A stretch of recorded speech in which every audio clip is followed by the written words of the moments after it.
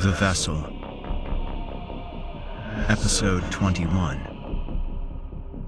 Ejectus.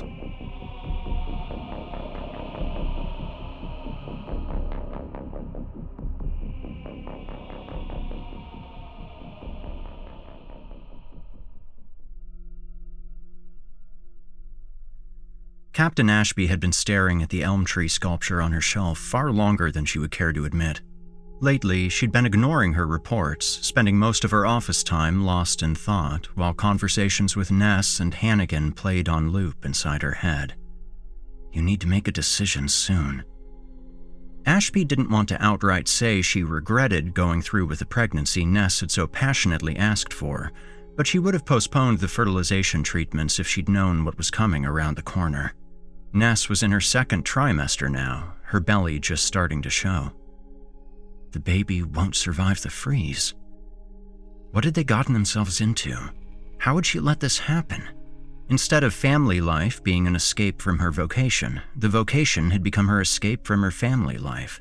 And now, she wasn't very good at either, sitting alone and getting nothing done. As she stared at the sculpture, its branches began to shake, faintly at first, making her think it was in her head. But then the movement became more obvious, the heavy base rattling against the shelf. The groan of stressed metal moved through the room, as if the walls themselves were about to split open and dump Ashby out like the yolk of an egg. Before she could call the bridge and check if they'd experienced the same phenomenon, the emergency alarm began to blare overhead. Level 1 emergency. Ashby jumped up from her chair without hesitation and ran for the door. She burst from her office and descended the stairs to the bridge, where she was met with a crowd of more alarms, their lights shining down on a room full of concerned faces. "What was that?" she asked First Officer Oberlander. He was standing behind Officer Hopes, looking over the communication officer's shoulder at the man's workstation screen. "An explosion of some kind. We're reading a loss of pressure on 14. Oberlander said. His eyes were hollow, his voice monotone as he added, "We're showing fire alarms in engineering." Engineering had been in the middle of a spacewalk the last she checked. That was the reason for their engine all stop. Perhaps something had gone wrong, though what could go wrong with a standard repairs spacewalk that would cause an explosion she didn't know. "Which section is showing a fire?" Oberlander looked up at her. "All of them." "Show me." Ashby rushed to the front of the bridge as a vid feed came to life on the large screen. Of the 8 camera angles on the grid, only 2 were functional, the others dead and black, with a third feed barely more than a wall of dark static. It was enough to see that engineering had been thrown into absolute chaos. Fires burned amid terrible wreckage, an explosion of some kind having torn the place apart. The deck had sustained extreme damage. Equipment was scattered and broken, the walls scarred by flame and impact. Even the fire countermeasures seemed to have been taken out, leaving the fires to burn uncontrollably. The people, the ones left alive, were screaming. "Oh my God," Ashby gasped. The floor and ceiling were charred and warped from the explosion, but the bulkheads inside them had held, containing the blast to Deck 14. It was a godsend for the rest of the ship, but for those on Deck 14, the effect was akin to standing inside a garbage pail when someone dropped in a stick of dynamite. Equally worrying was the fact that the smaller pieces of wreckage, including, God help them, the body parts, were beginning to lift off the ground. The smaller bits floated at first, then successively heavier pieces. The gravity loss in itself wasn't the worst of it, though. A broken graviton drive the likely cause. It was that everything in the air was all drifting the same way, like an undertow pulling it all out to sea. Ashby took a step closer to the big screen. She knew the third camera feed, the badly damaged one that was barely visible, to be the one facing the airlock. She pointed to it and said, "Enlarge that one." The half-broken feed expanded to fill the empty space taken up by the dead ones, leaving the 2 working feeds still visible. Once enlarged, the image didn't become clearer, but it did allow Ashby and the others to get a better look at what it was showing them. The wall of dark static wasn't made up of video noise. It was something else. something obscured by the distorted picture transmitted to them through broken equipment. It was full of stars. The airlock was wide open. The undertow, all those larger and larger pieces of metal and corpse drifting in the same direction, were floating toward open space. "Shut that airlock!" Ashby shouted. The officers frantically went to work, pulling up systems and subsystems, but nothing on the screen changed. "What's the problem?" she asked impatiently, wanting nothing more than to close the wound in her ship. Oberlander looked up from his screen, his eyes haunted. "There is no airlock," he said. "It's gone." Ashby looked back at the screen in time to see a large piece of airborne equipment gain enough momentum to smash one of the cameras, obliterating the feed from the screen. There was only one fully working feed left, and it was looking directly at an open exit door, a door that led to the rest of the ship. "Should we send help?" Officer Oberlander asked. Ashby looked at the faces of her crew staring back at her, waiting for her orders. "No," she replied. "I want all doors on that deck locked down." As she said the words, she was already praying for forgiveness.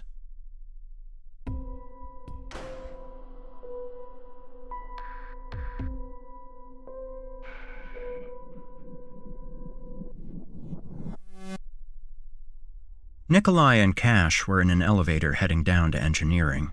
Their goal was to ask about the possibility of fabricating some weapons to defend themselves against whatever was crawling around the ship. That was the only thing they were concerned with, right until everything went to shit. One second, they were discussing what kind of weapons would be most effective without posing a risk of hull puncture, and the next, the world was shaking all around them. The elevator knocked around inside the shaft as a concussive blast rocked the car from bottom to top. Nikolai and Cash were tossed around like a pair of bohap dice, Nikolai banging his back and elbow against the wall, and Cash dropping hard to one knee, nearly twisting his wrist in the process of stopping himself. When the shaking subsided, the elevator stopped dead. Its emergency brakes had engaged. The control screen still functioned, the word lockdown flashing at them in a deep shade of red. Cash got to his feet. "What the hell was that?" he asked. Nikolai shrugged, knowing no more than his partner. He decided to ask someone who might. "Son?" "Yes, Officer Nikolai?" Son's voice replied. "What's going on out there? Why did we stop?" "There has been a sudden release of energy caused by high temperatures and gas expansion on Deck 14. Cash scoffed. "What does that mean?" "An explosion," Nikolai said morosely. "Correct," Son said. Cash sobered up. "Caused by what?" "That is currently unknown." The officers exchanged an uneasy look. "Any chance you can get this thing going again and get us out of here?" "I am afraid not. Although there is sufficient power to operate this unit, it has sustained sufficient damage to render its operation unsafe. Were the emergency brakes to fail, the elevator car could plummet all the way down to the bottom, where the resulting sudden stop would cause catastrophic—" "That's quite enough detail, son, thank you," Nikolai cut him off. "It is always my intent to offer a complete answer."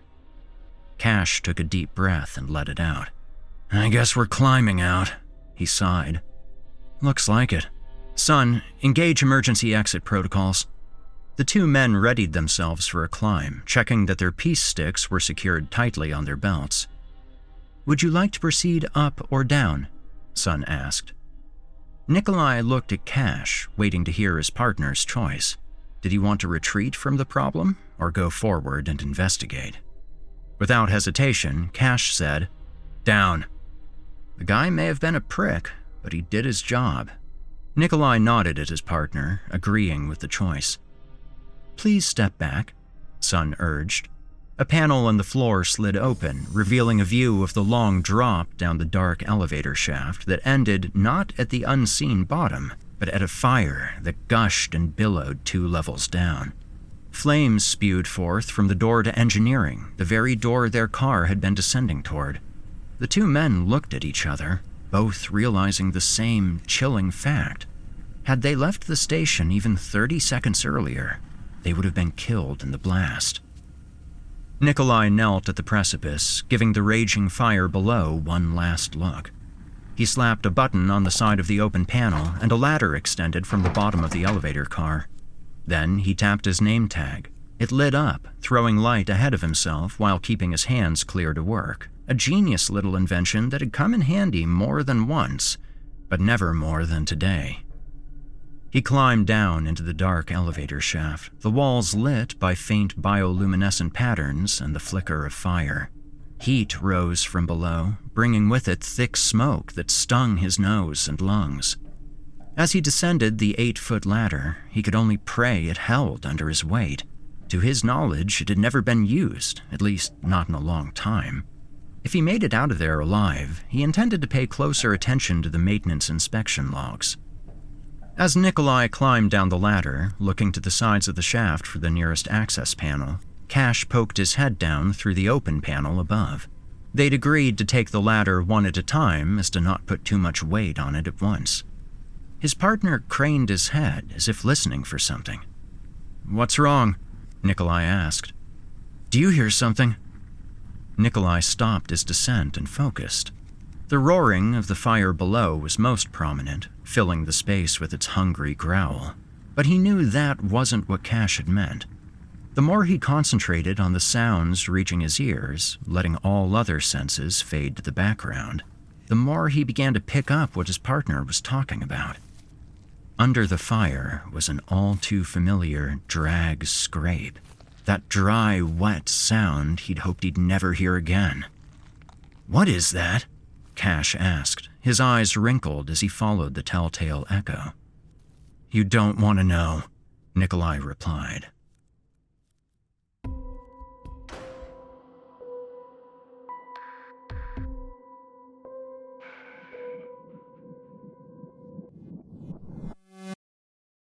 DeSanto and Gunnar had been trying to communicate with the Ark for the last few minutes.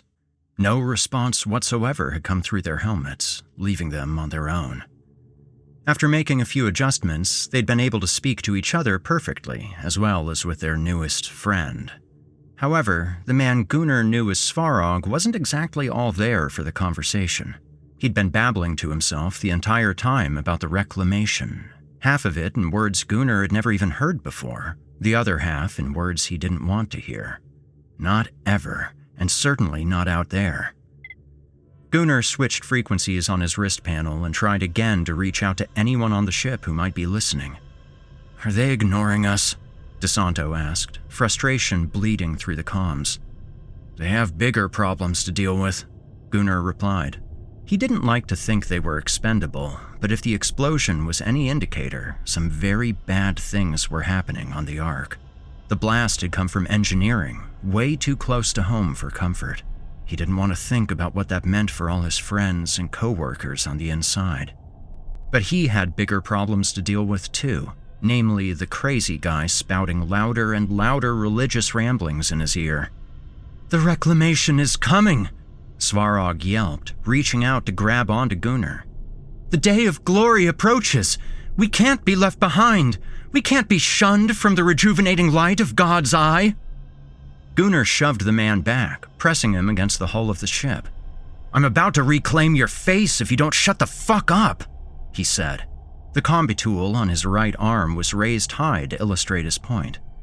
Svarog seemed to get it, not going entirely quiet, but lowering his psycho chatter to an ignorable whisper. DeSanto looked around as if suddenly realizing something was missing. "Where did they go?" he asked. Gunnar looked around too, wondering what his friend meant. Then he figured it out. Their miniature fleet of drones had disappeared. "Ah, Fitjavel!"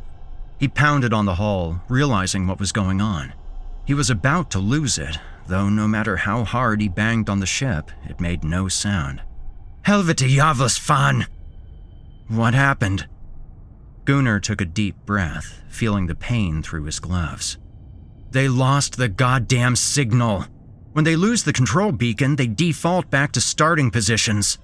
He punched the Ark once more for good measure. "They're back inside," DeSanto clarified. Some fucking pack of dogs. One little explosion and they all get spooked. Now we're really on our own. Gunnar glanced uncomfortably at Svarog. The man was lost inside his own head, his whispers occasionally barking loud enough to be made out. He caught the words flesh and sluice. And yet still not alone enough, Gunnar added.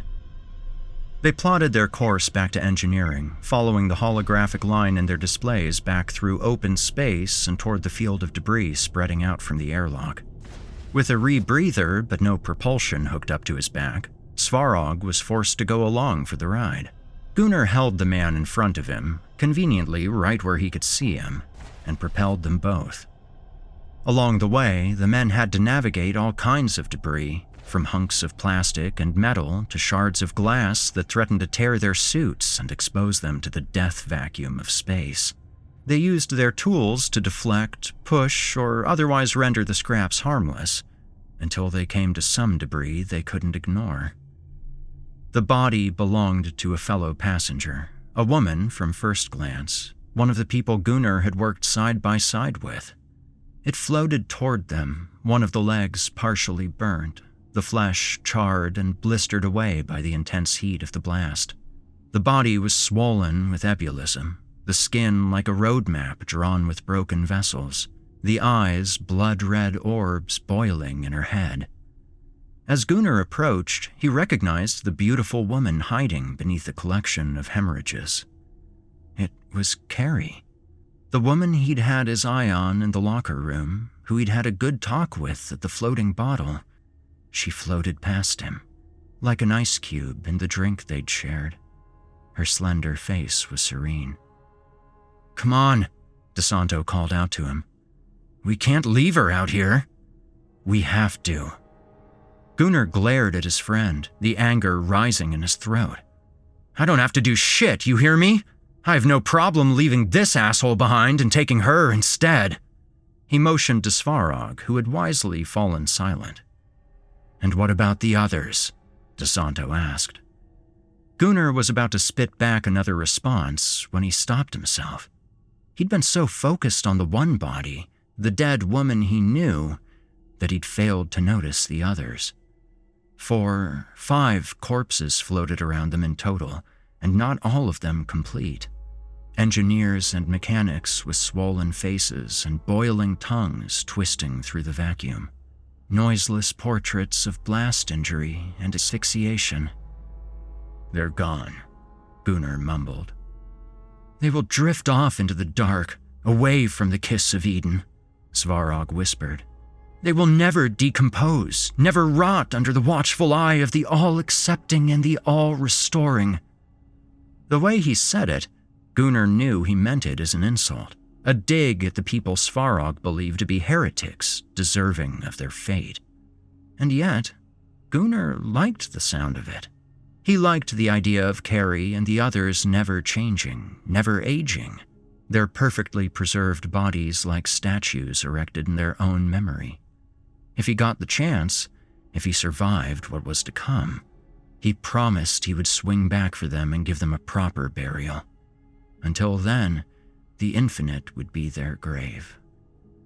Gunnar and DeSanto headed once again toward engineering, dragging their whispering salvage with them, dreading what more they would find.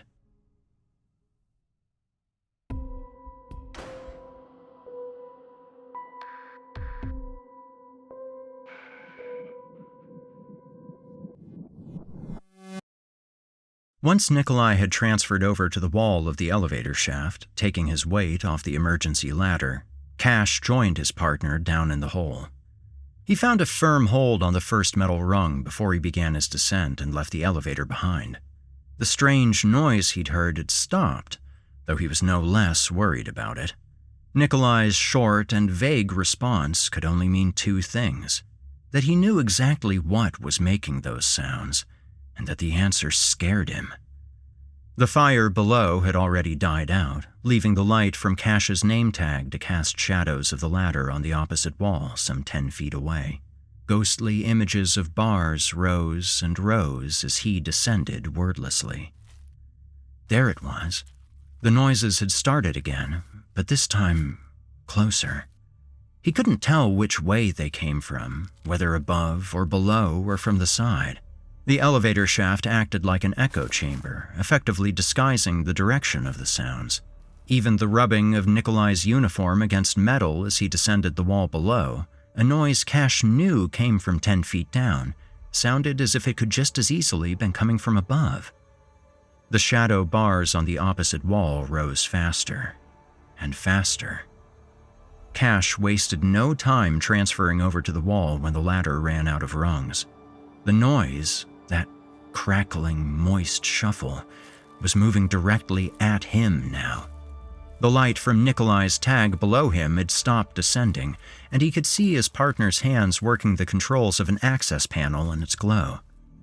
Faster was the only word Cash's mouth could form as he descended that dark place. His fingers fumbled for each hole to cut directly into the wall. Faster! Faster! The sweet sound of the access panel opening met his ears. He was so eager to get through it that he nearly lost his grip. Cash felt his weight tilt backward, his body swaying into open space, but he managed to hold on and shift his weight back toward the wall. He'd nearly tumbled down into the darkness, a long scream with a quick stop. The noise was close and getting faster. Whatever it was, it picked up his scent. Nikolai had already climbed through the open access panel, which was good because it meant Cash didn't have to shove him through.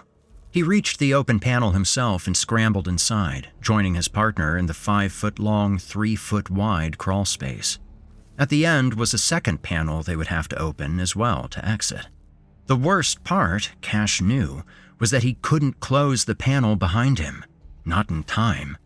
The horrible noise, whatever was making it, was nearly on him. His only chance was to get to the other side and out before it reached him. As he crawled behind Nikolai, going so fast it stung his knees, something heavy plopped down behind him. "Faster! Faster!" he shouted, the two of them scrambling through the tin death trap as the unseen creature slapped and slipped after them. Nikolai reached the end of the crawl space ahead. He frantically worked on opening the second panel as Cash closed the distance. Something brushed against his leg. It felt like a tentacle snaking up his foot. An image went through his head, the young girl who'd been attacked in the labs, the one who was still lying sedated on a med bed. Panicked, he kicked the tentacle thing, kicked it with everything he had before it could sting him too. He felt his boot connect with it. Not bothering to glance back, he rushed forward on screaming knees and pulled himself through the access panel where his partner had crawled free just a second earlier. Cash fell into the open hallway, tumbling a few feet before hitting the floor hard. Nikolai was already on his feet and closing the access panel behind them. It locked with a satisfying hiss. "Fucking hell!" Cash shouted as he jumped to his feet and brushed his legs. "What was that?" He could still feel the solid weight of it as his boot had connected with the creature. A solid, yet squishing weight. "Was that the same thing you saw?" "I think so," Nikolai replied. Cash checked the bottom of his boot. There was a faint trace of mucus on one of the grips. "What the hell is going on here, man?" he shouted. "How did those things get in here? What are they, frickin' aliens or something?" His chest heaved up and down, lungs straining for air. Nikolai drew a long breath. "I honestly don't know. But we have another problem." Cash noticed how hard it was to catch his breath. He'd chalked it up to fear, adrenaline making his breath short, but he was starting to realize it was more than that it wasn't just him, it was Deck 14 itself. "The air's thin in here," he said. They looked at each other a moment, then ran toward engineering, toward the screams.